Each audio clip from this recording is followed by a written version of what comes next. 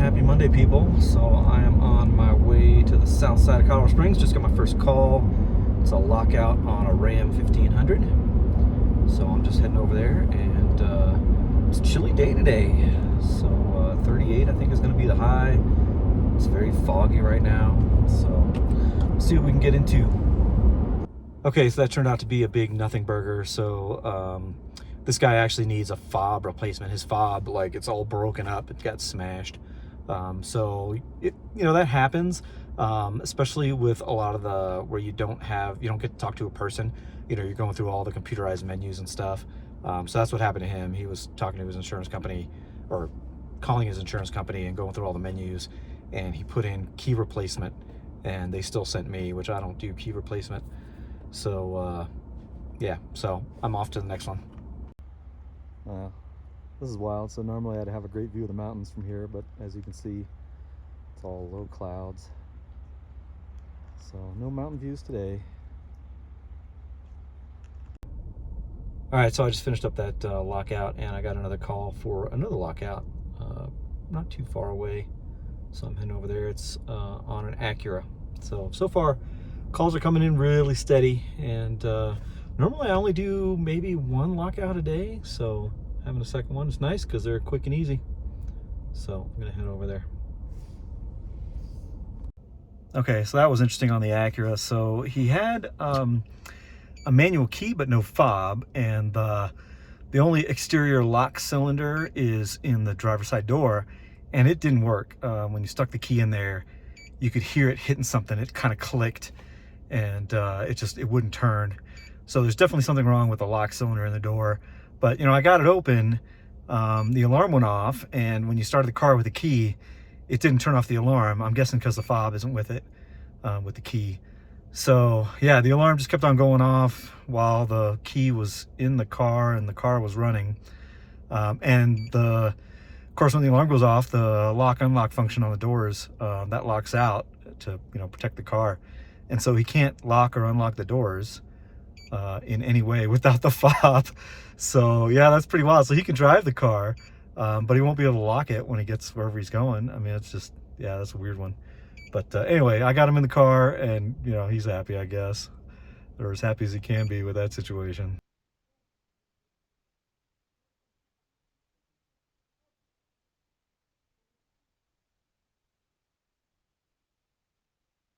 All right, so we're starting to get some sun peeking through some of the clouds, which melts the snow really fast. Being in Colorado, the air is very dry, it's very thin, and so when the sun comes out, it quickly melts and evaporates all the snow away. And yeah, it's really, I don't mind working in this. It's like 33,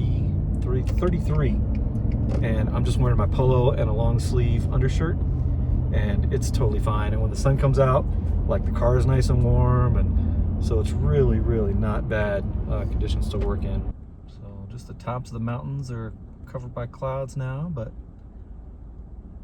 you can see about 2/3 of the way up, I guess.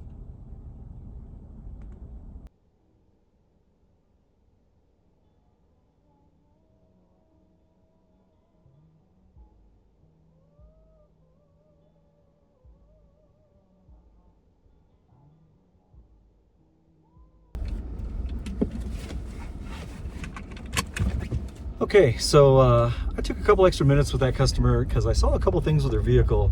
One was the spare tire was starting to show some signs of wear, and the vehicle's a 2012, so that spare tire is a little old. Typically, 8 to 10 years is what most of the manufacturers recommend for replacement of any tire, just because the rubber starts to break down over time. And then the other thing is she has the 2-part aluminum covered lug nuts, those 2-part lug nuts that, the aluminum had completely separated, and so it was actually, you could move it a little bit. And so, it just makes it really hard to get the socket over it because they swell, and then, they can become all rounded off, and then you just can't get them off. So, I let her know about that issue, and, last time I checked, it was like $100 at Discount Tire or someplace like that to get new one-piece, all steel lug nuts. So I just recommended that to her, and she gave me a tip, so that works out.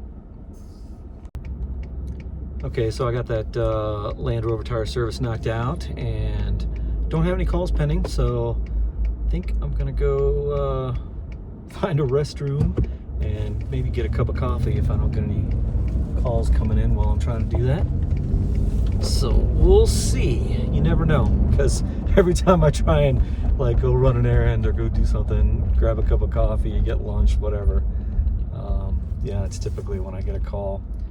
So we'll see how it goes, but usually I'm at least successful in getting a cup of coffee once in a while. Okay, well, no surprise there. I got another call, so coffee is gonna have to wait. So I'm heading to a tire service on a Ford Ranger pickup, and it's pretty close, like 8 minutes away. So yeah, try again afterwards, see if I can get a cup of coffee. That's how it goes.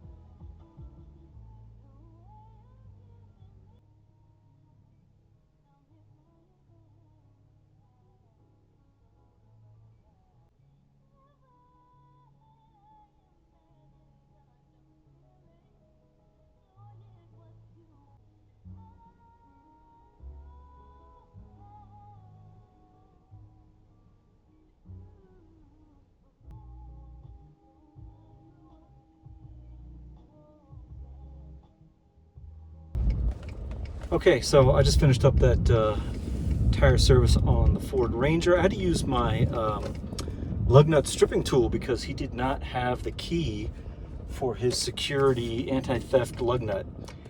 So I have 3 sizes of those removal tools. They're the ones that are basically reverse threaded. So as you lefty loosey, as you normally loosen, you're actually tightening it around the security anti-theft lug nut. And so if you do that with a impact wrench, it'll tighten down real good and then just basically take it off. So, with the customer's permission, I use those when they don't have the keys that go with their anti-theft lug nuts. So anyway, in the meantime, I got a call for a jump start on a Mini Cooper that is 10 minutes away. So I'm gonna head over there now, and then yeah, I can't seem to catch a break, at least not a coffee break. So I'm trying to get a cup of coffee. It's almost 1:30. So yeah, we'll see. Hopefully I can get over there eventually. But yeah, on to the next one. This is number 7 for the day. So this garbage truck in front of me is on fire. Like, that is wild. I've never seen that before. Holy smokes. I've seen it on YouTube, but that's it. In a half mile, use the right. So I was looking at the forecast, and they're predicting 10 inches of snow, at least in my neighborhood. I don't know what in the city. I usually get a little bit more, but should be a pretty good storm coming through. So that's going to be on Wednesday. Today's Monday. Tomorrow, Tuesday, I am off. And so I think what I'll do tomorrow on my day off is go ahead and mount my snow tires. So I was able to find OEM rims, the exact same rims that I have in my truck, on Facebook Marketplace for like $150 for the set of 4. And so I took those to Discount Tire and ordered some Cooper Snow Claw snow tires in the same size as my BFG KO2s. And then I had Discount go ahead and put studs on those tires. And so those tires are monsters in the snow. Like, it's crazy. The BFG KO2s are 3-peak mountain snowflakes, so they're severe snow service tires. But man, those studded snow tires are just 1,000% difference between any non-snow tire and those snow tires. Like, they're incredible. So yeah, I'll be putting those on before this next storm rolls through, and then after a couple days of using them, go ahead and put the BFG KO2s back on when everything melts and dries up. So anyway, I definitely have something to do on my day off.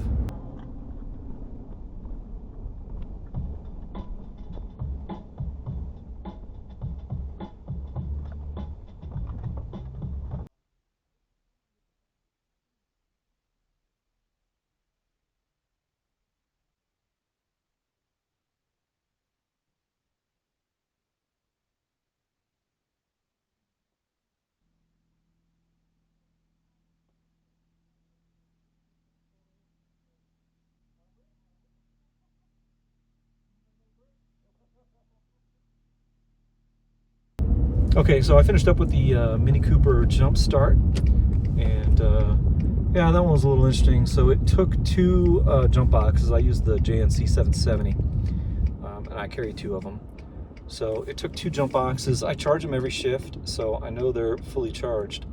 On some of the vehicles that don't have the battery in the engine compartment, they have little power poles, you know, that are in the engine compartment, and then the batteries in the back, in the trunk, or sometimes, you know, under the passenger seat, or, you know, underneath the, like in a Cadillac, it's underneath the back seat a lot of times.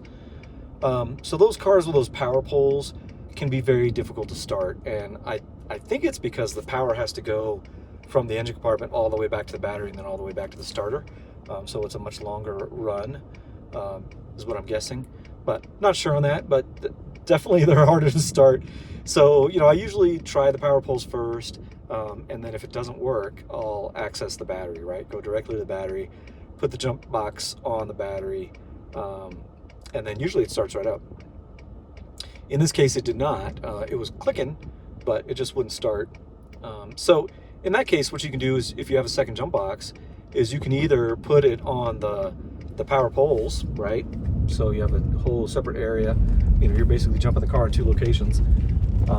And so you can apply all of that starting amperage through those two connections, one to the battery and one to the power poles.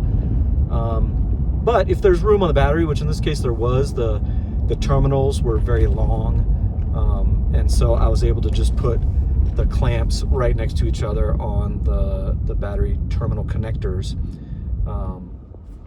and so it started right up as soon as I got the second jump box on there.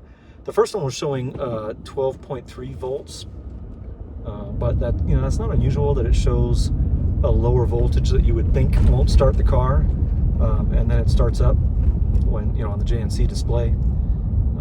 But anyway, so yeah, it started right up, and then, you know, was charging at like 14.8 volts. So, and she knew that she had left the lights on, so I'm not super concerned about that battery. It probably just needs to be recharged. So now I'm gonna try and get a cup of coffee. So we'll see if I make it.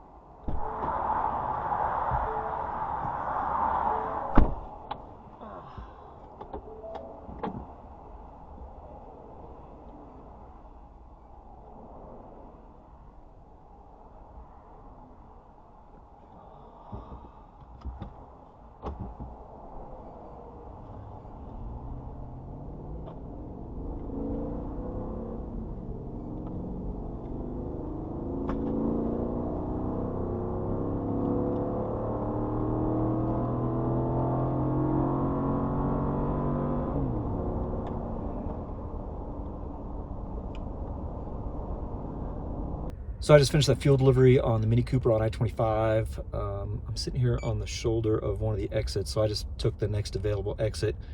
It was pretty far north outside of town. So I've only got 20 minutes left in my shift. I don't think there's going to be another call that I can get to in the next 20 minutes from here. So I think I'm done for the day. So that was number 8. Nice mix of jump starts, tire services, lockouts, and 1 fuel delivery. So I got to refill my gas can before my next shift, and got to get ready for some snow on Wednesday. But anyway, so it was a pretty good day. 8 calls in 6 hours. I do 6-hour shifts, so that's decent. A good day for me is like 12, but to do that, they all have to be kind of close together, so that you aren't driving all over town, and they can't all be tire changes. So they just take too long. So if you're doing a lot of jump starts and lockouts, then I can do 12, even 14 I've done in a 6-hour shift. But typically 10 to 12, it's kind of what I shoot for. It's kind of where I'm usually at. So anyway, good day. Hope you enjoyed it, and thanks for watching. All right, so I thought that was it for the day, but I made one more stop, and that was at my where I have my mailbox for my business, and got this very nice card from a customer and a little tip inside it. So yeah, that's a nice way to end my day. All right, so thanks for watching. Hope you enjoyed it, and we'll see you next time.